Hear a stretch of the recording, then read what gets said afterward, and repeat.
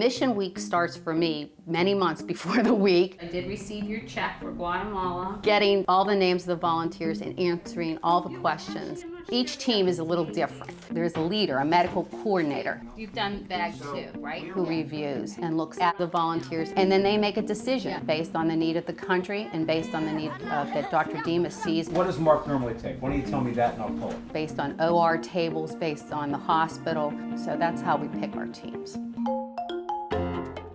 We have a strategy to meet at the airport and get our bags through with as least amount of angst as possible. And then we board these flights and we go forever until we land in this country.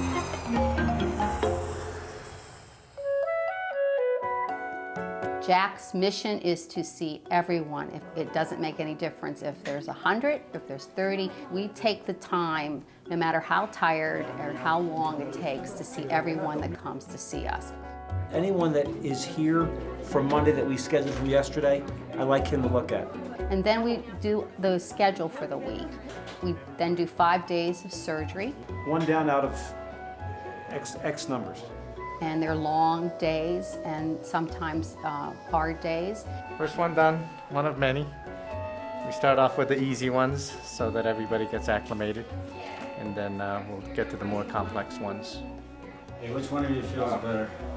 They both feel good. We try to relax. We're going up to Tiger's Nest Monastery. It's one of the most famous monasteries in Tibet. It's amazing. I can't even speak anymore. I don't know what to say about this place. And go back to do post-op, because it's important for us to see our patients after they've been through their surgery to follow up. Keep his hand as elevated. Good, okay, perfect. Good. Okay.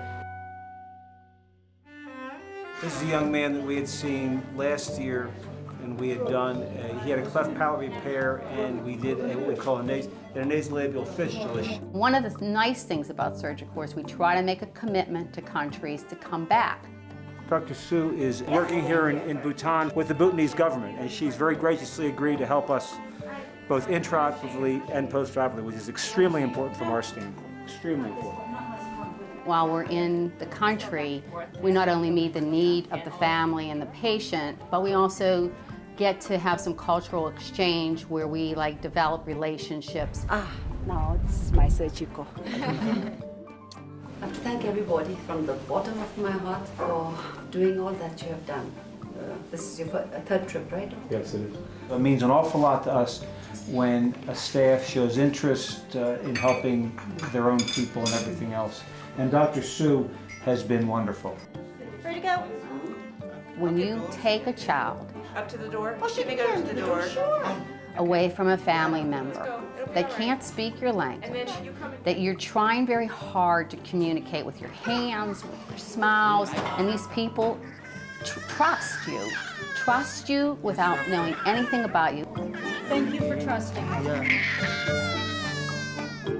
They're thankful that you took the time, that you tried to change their lives. Tell them not to worry. Don't worry, we'll take good care. And that is a child or a family member without a deformity. How much better does it get than that?